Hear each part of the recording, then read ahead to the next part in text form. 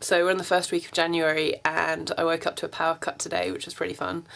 I quite like power cuts because they tend to just, you know, make you realise that actually there is a world out there beyond electricity, and suddenly everything just goes really quiet and peaceful, and that's nice. But obviously there's a downside to it. Suddenly it kind of shocks you into a situation where you're thinking, oh, am I prepared for this? You know, because usually you get a power cut and it's like half an hour or something, but today it's been really, really windy, like today and yesterday.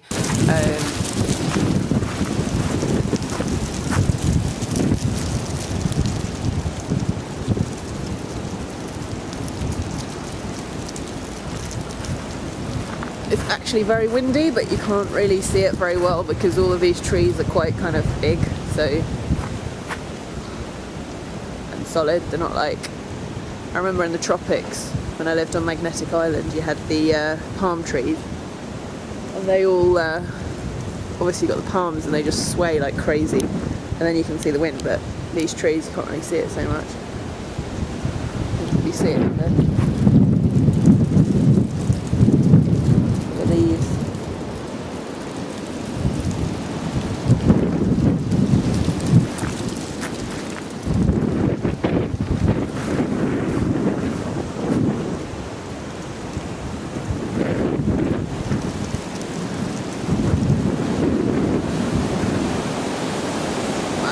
Can you hear that? That's pretty windy. Pretty crazy. Look at that tree over there. Haven't seen any falling down yet.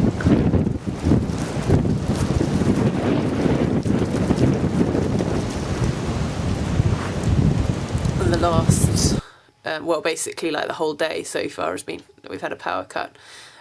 So it's been quite interesting, really, like a bit of a wake-up call, thinking, well, you know, if it's not just for half an hour, what if it's for a day, what if it's for 2 days, what if it's for a week, what if it's for much longer than that, you know? So been kind of brainstorming, really, and writing a checklist of things to do that, you know, I'm assuming that because it's windy it's hopefully going to be back up and running, but then it's one of those things where you just can't really assume anything. You can't take anything for granted, and I think that's part of the problem. We've got used to having electricity and got used to having, you know, turning on a light at our beck and call, or turning on the heating, turning on the hot water. What if all of that is taken away? What do we do then? Are you prepared for it? I've been thinking about it. I guess I've been a little bit hesitant because every time I've tried raising the issue with friends or family or people, I tend to get sort of laughed at and, you know, say, oh, that will never happen, don't be ridiculous, you know, what is it? What are you trying to prepare for? Some sort of apocalypse or something? And today, with today's power cuts, just made me realise actually it is important to prepare, because, you know, it's not about preparing for some massive, great big catastrophe such as, you know, a natural disaster or some huge sort of social or economic upheaval. But all of those things, especially as we're now in 2012, all of these things are very make it a lot more likely that there could be, you know, power shortages and things that we take for granted could be suddenly appear more scarce. What if, you know, to not take anything for granted, to not assume that just because you've had power and hot water and heating and food and all these things doesn't mean that you're going to keep having them. They could be taken away, you know, within a split second. So this morning, you know, it was a question of, well, how do I have a bath, or how do I? So this morning, when it came to having a shower, I suddenly realised I couldn't have a shower because the shower mechanism pressure is controlled by the electricity. So we have no electricity, so I had to have a bath instead. But then we didn't have much hot water in the tank, So then I had to boil some hot water on our stove, on our wood-burning stove. Luckily, we have that as our main source of heating. However, not many people, it's more of quite a countryside thing, I think, to have, because we live in quite a rural area, but a lot of people in the city don't have wood-burning stoves, and even a lot of people in towns, and just, I'd say, you know, it's not a very common thing to have a wood-burning stove. I use this amazing piece of kit, which looks like it belongs in a sort of museum or something, but it's works perfectly well. You can boil quite a lot of water in that, so that's quite good if you want to make hot water for a bath, or for a cup of tea. Very important. Essential survival item for the British person is a cup of tea. And yeah, so this is the survival, the heart of our survival, I suppose. You got cooking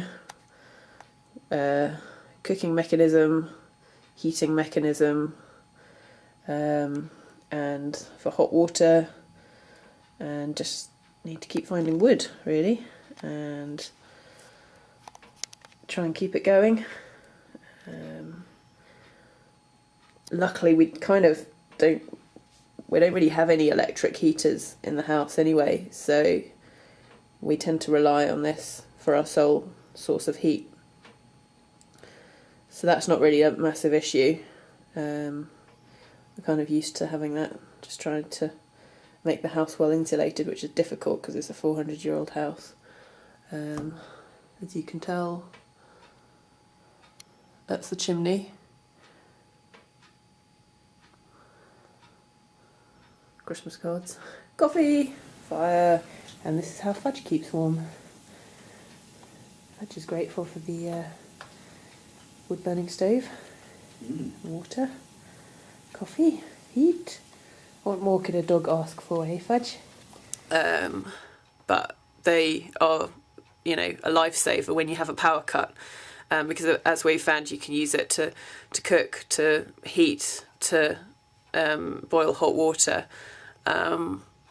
and so it's definitely been really useful. So I managed to have a bath, which was nice. So, and wash my hair, which is why it's kind of all in a bit of a crazy wet state at the moment.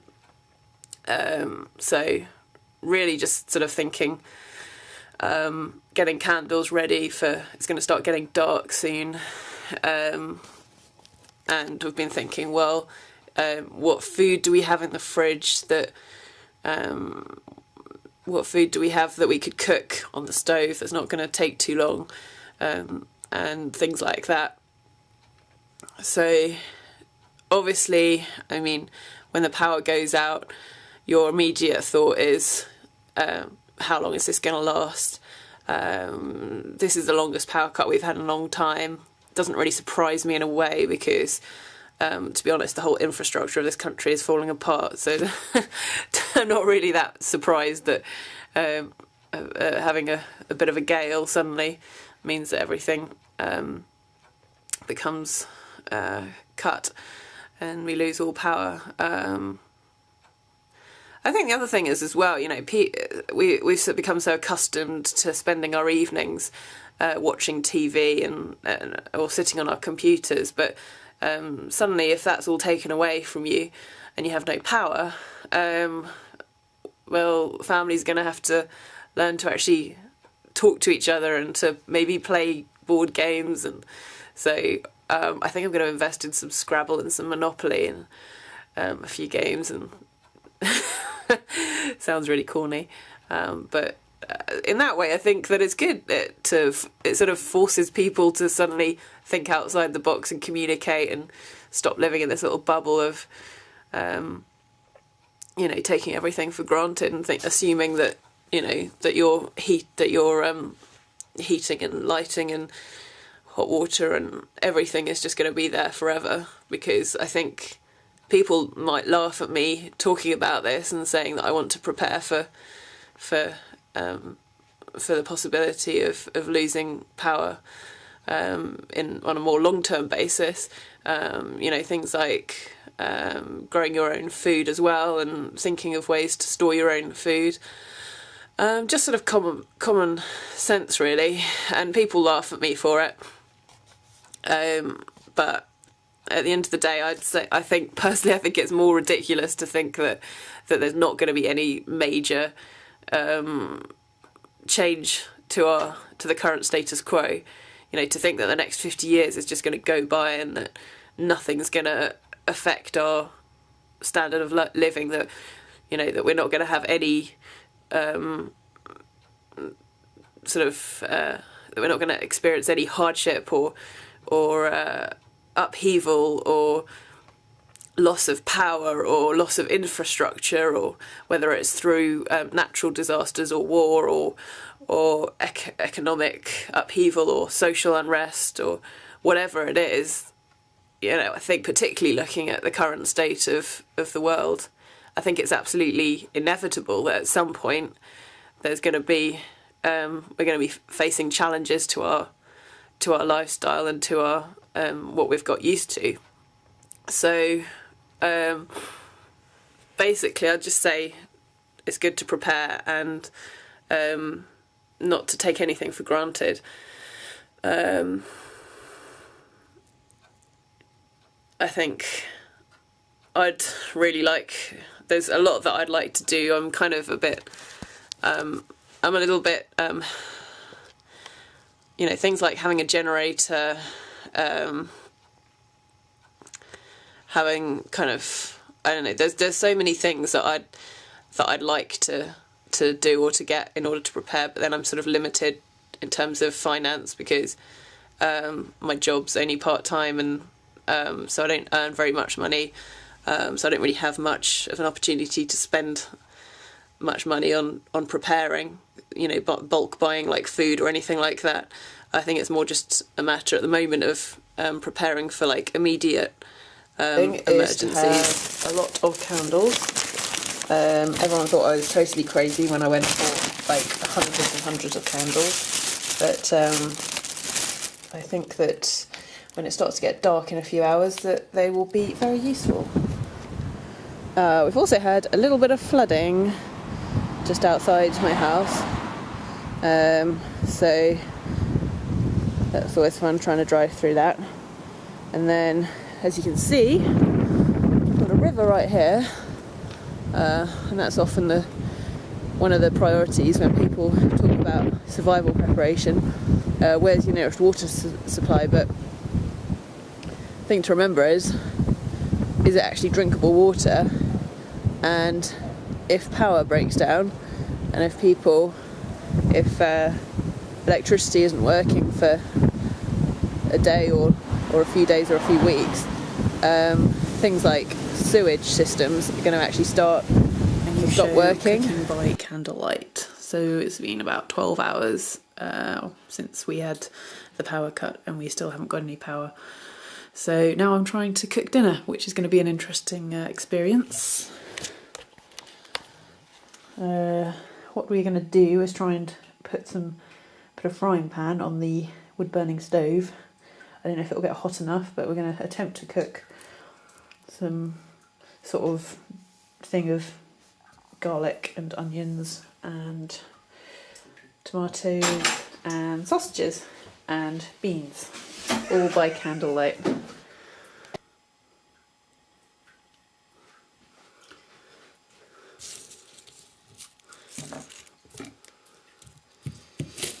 Cooking by candlelight. Step 1 is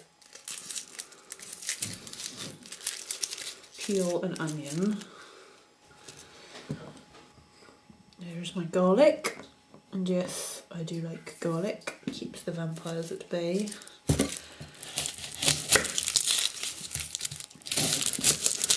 Sausages from free-range pigs. Sausages with chili.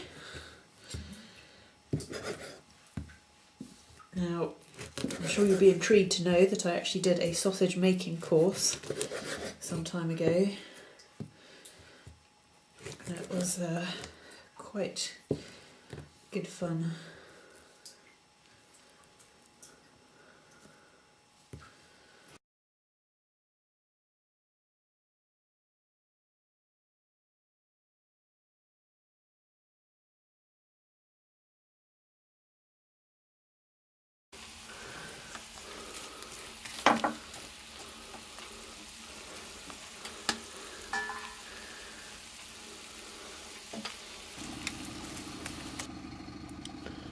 Well, it's almost midnight now, and finally some sort of power grid lorry or vehicle or engine or whatever you call them has turned up, and they seem to be trying to look for the source of the problem. Because it might be a wire that's fallen down, like a tree might be a tree that's fallen onto a power cable, and it would appear that this is why we have no power. Tree has fallen onto the line, and parts of the line are now there, which isn't good. Hopefully they will fix it, because it's now been 24 hours without any power, and it would be nice to be able to just kind of, you know, make some breakfast or things like that, have a shower. It's going to be a bit of an effort trying to have a bath through the same method as yesterday, but I think I'll wait and hopefully they'll come and fix it.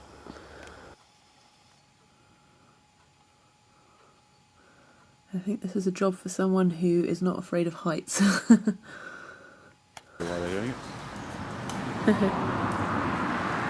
Must be that tree's on pushing on that one the other side of the river. Oh, maybe.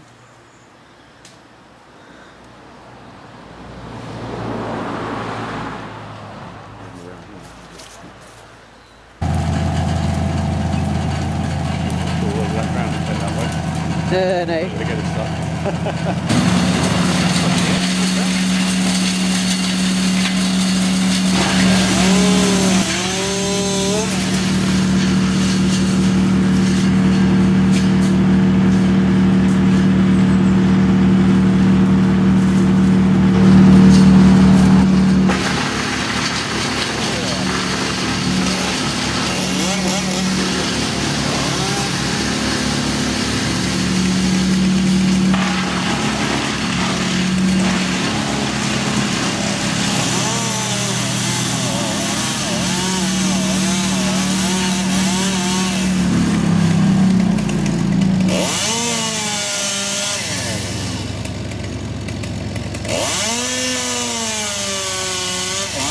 That looks like it's going to fall on a power cable. No, I think you can drop the wedge out this side. It should fall this way. Oh. That's why you cut the wedge out.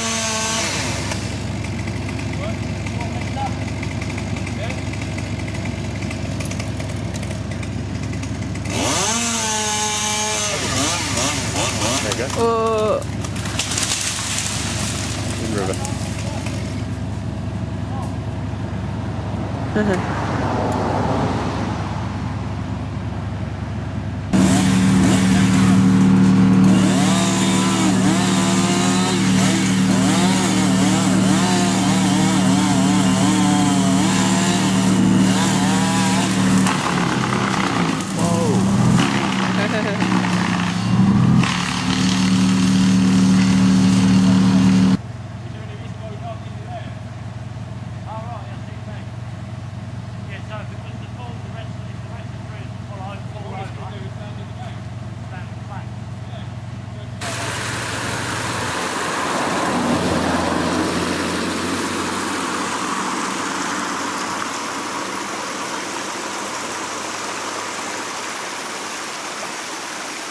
I've never seen that river, that water ever close to that depth.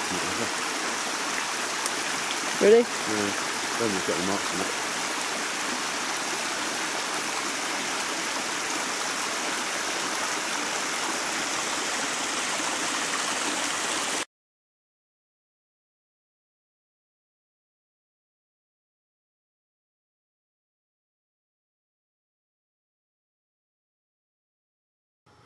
So we're in the first week of January and I woke up to a power cut today, which was pretty fun.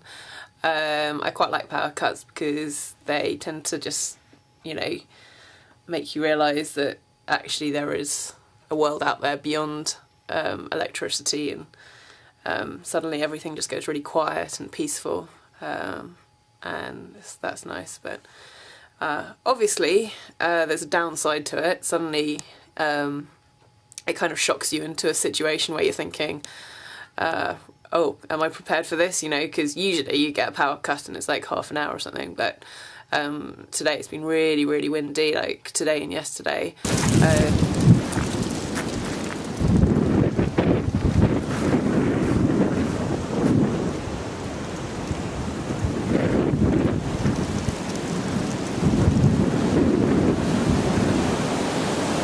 Wow, can you hear that? That's pretty windy. Pretty crazy. When I lived on Magnetic Island, you had the palm trees, and they all obviously got the palms and they just sway like crazy, and then you can see the wind, but these trees you can't really see it so much. You see it in there.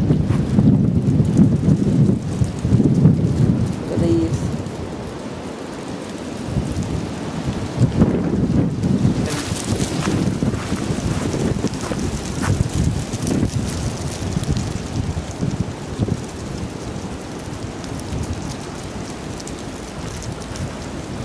It's actually very windy, but you can't really see it very well because all of these trees are quite kind of big, so, and solid. They're not like, I remember in the tropics